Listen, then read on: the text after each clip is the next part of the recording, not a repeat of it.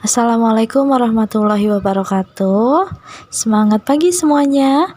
Hari ini kita akan belajar tema 4E, pahlawanku, subtema 1, perjuangan para pahlawan, pembelajaran 4, 5, dan 6. Nah, kalian bisa lihat di halaman 21 tentang Kerajaan Sriwijaya dan Raja Balaputradewa.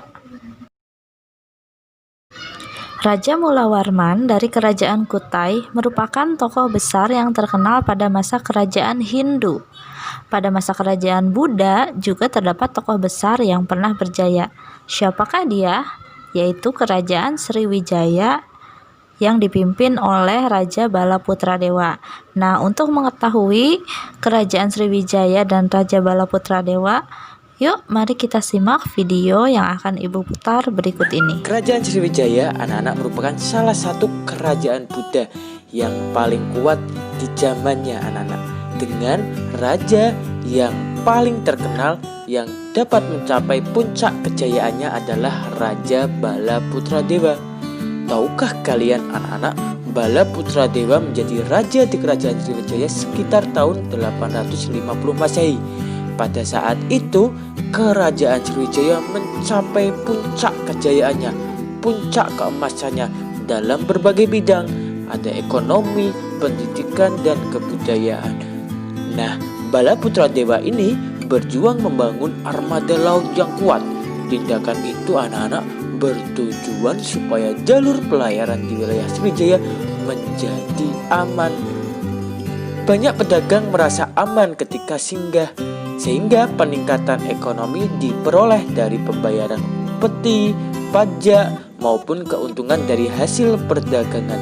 Dengan demikian, Sriwijaya berkembang menjadi kerajaan yang besar dan makmur.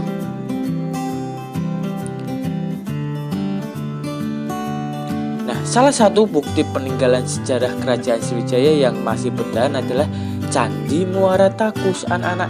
Nah, Candi Muara Takus ini merupakan kawasan pusat dari Kerajaan Sriwijaya yang ada di Provinsi Riau, anak-anak. Candi Muara Takus itu terletak di Provinsi Riau.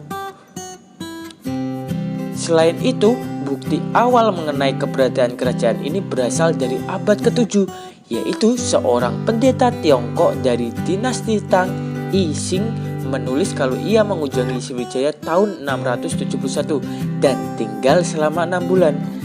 Selanjutnya, prasasti yang paling tua mengenai Sriwijaya juga berada pada abad ke-7, yaitu prasasti Ketukan Bukit di Palembang. Raja pertama Kerajaan Sriwijaya adalah Dapunta Hyang Srijaya Nasa.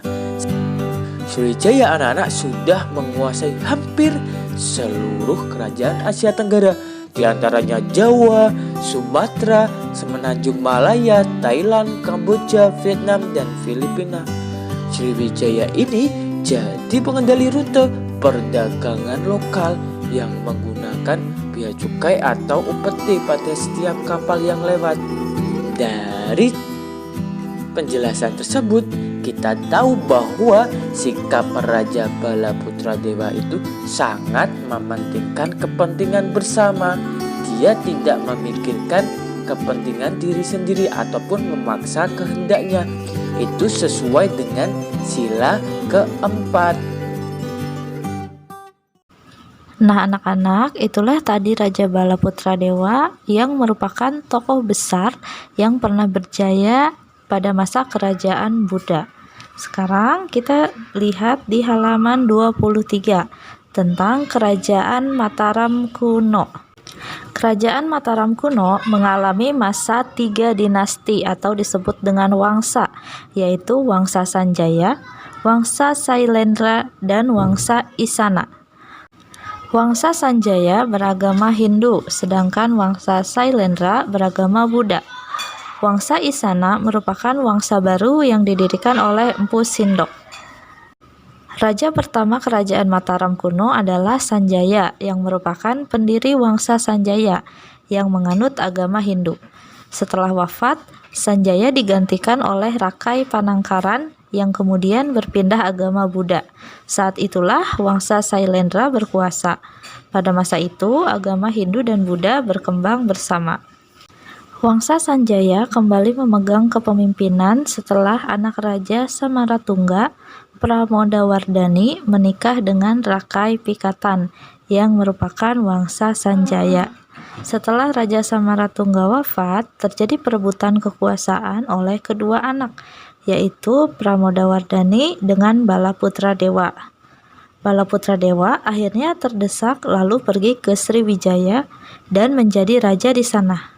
Hal ini dimungkinkan karena ibunya, Dewi Tara, merupakan putri dari Raja Sriwijaya bernama Dharma Setu. Pernikahan dengan Pramodawardhani membuat Rakai Pikatan maju sebagai raja dan memulai kembali Wangsa Sanjaya.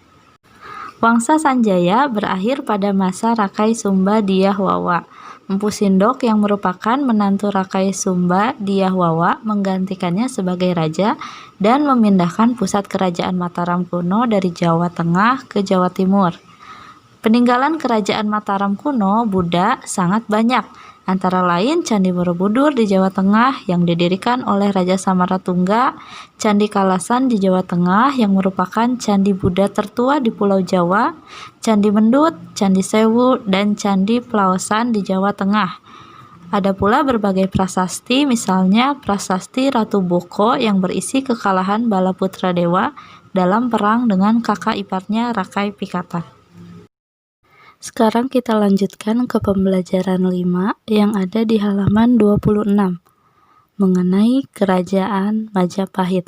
Nah, silahkan disimak video berikut ini. Perhatikan gambar prasasti berikut ini. Tahukah kamu Mahapati Gajah Mada? Pernahkah kamu mendengar tentang Sumpah Palapa yang dikemukakan oleh Mahapati Gajah Mada?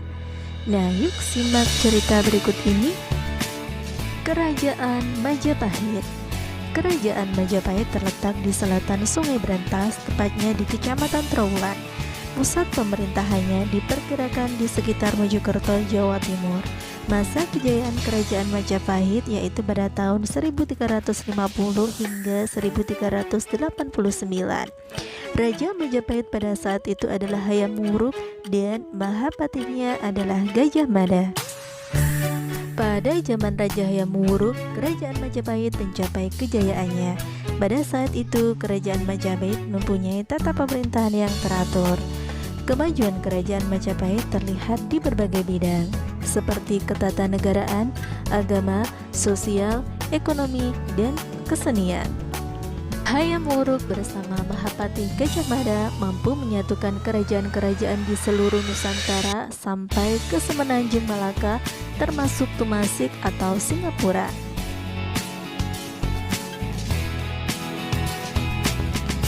Dalam upaya penyatuan Nusantara, Gajah Mada mengucapkan Sumpah Palapa.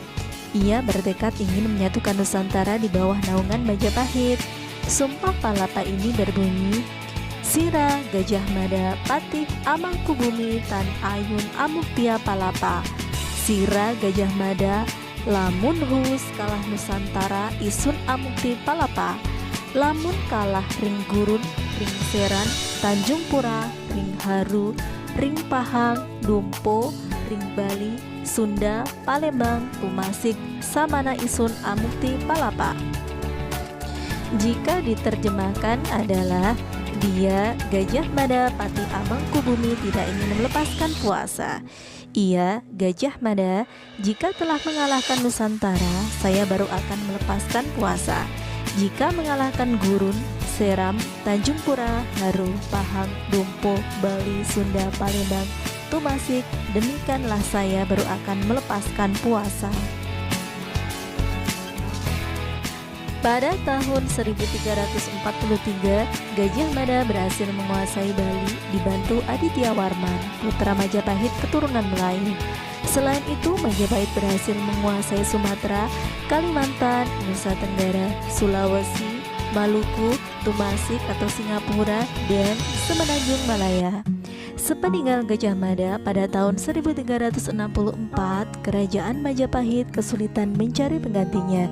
Ditambah wafatnya Raja Hayam Wuruk, Kerajaan Majapahit mengalami keruntuhan. Selain terkenal akan cerita Mahapati Gajah Mada dan Sumpah Palapanya, Kerajaan Majapahit juga terkenal akan situs peninggalan sejarahnya. Salah satunya adalah situs Trowulan.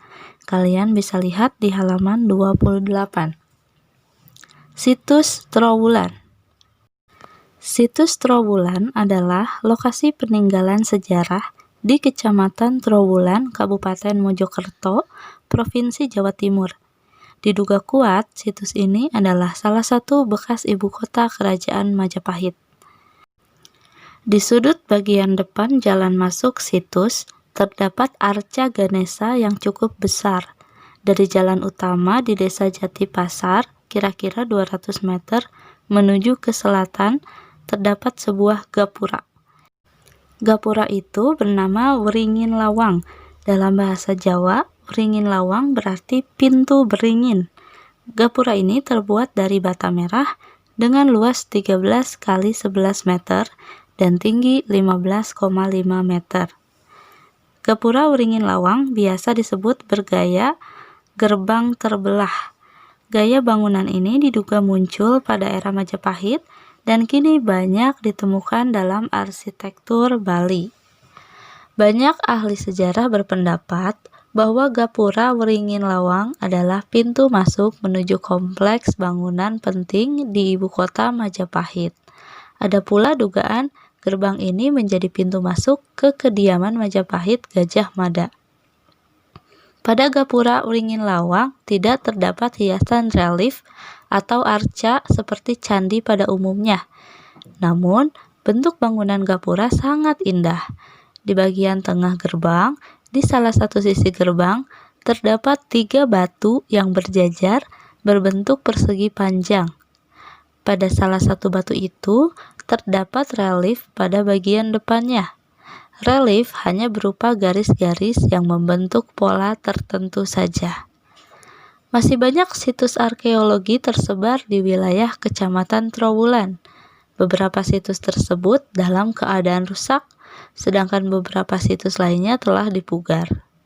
Kebanyakan bangunan kuno ini terbuat dari bahan bata merah. Kita lanjutkan ke materi berikutnya, pembelajaran 6 yang ada di halaman 32. Salah satu tokoh pada zaman Kesultanan Islam yang juga terkenal karena keberaniannya mengusir penjajah Belanda adalah Pangeran Diponegoro. Kita baca teksnya mengenai Pangeran Diponegoro. Pangeran Diponegoro adalah salah seorang pahlawan nasional Indonesia. Pangeran Diponegoro lahir di Yogyakarta pada tanggal 11 November 1785 dengan nama bendara Pangeran Harya Dipanegara. Beliau merupakan putra sulung Hamengkubuwono III, seorang Raja Mataram di Yogyakarta. Pangeran Diponegoro terkenal karena memimpin Perang Diponegoro atau Perang Jawa pada tahun 1825 sampai 1830 melawan pemerintah Hindia Belanda. Perang Diponegoro tercatat sebagai perang dengan korban paling besar dalam sejarah Indonesia. Perang tersebut berawal ketika pihak Belanda memasang patok di tanah milik Diponegoro di desa Tegalrejo. Saat itu, Pangeran Diponegoro sudah tidak suka dengan kelakuan Belanda yang tidak menghargai adat istiadat setempat dan sangat mengeksploitasi rakyat dengan pembebanan pajak. Perang Diponegoro merupakan perang terbuka dengan pengerahan pasukan di kedua belah pihak yang berlangsung dengan sengit. Pertempuran terjadi di puluhan kota dan desa di seluruh Jawa. Pertempuran berlangsung sedemikian sengitnya sehingga bila suatu wilayah dapat dikuasai pasukan Belanda pada siang hari, maka malam harinya wilayah itu sudah direbut kembali oleh pasukan pribumi. Begitu pula sebaliknya.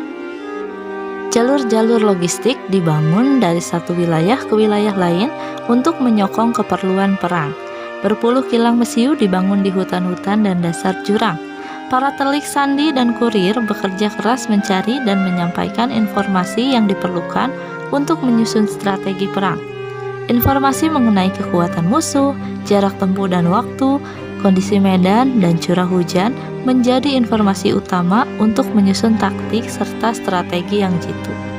Serangan besar rakyat pribumi selalu dilaksanakan pada bulan-bulan di musim penghujan, karena hujan yang deras membuat gerakan pasukan Belanda terhambat. Penyakit malaria dan disentri turut melemahkan kondisi fisik, bahkan merenggut nyawa pasukan Belanda. Oleh karena itu, bila musim penghujan tiba, gubernur Belanda akan melakukan berbagai usaha untuk gencatan senjata dan berunding. Ketika gencatan senjata terjadi, Belanda akan menyebarkan mata-mata di desa dan kota untuk menghasut, memecah belah, bahkan menekan anggota keluarga para pangeran dan pemimpin perjuangan rakyat yang berjuang di bawah komando Pangeran Diponegoro. Namun, pejuang pribumi tersebut tidak gentar dan tetap berjuang melawan Belanda. Pada tahun 1827, Belanda melakukan penyerangan terhadap Diponegoro dengan menggunakan sistem benteng sehingga pasukan Diponegoro terjepit. Pada tahun 1829, Kiai Maja, pemimpin spiritual pemberontakan, ditangkap.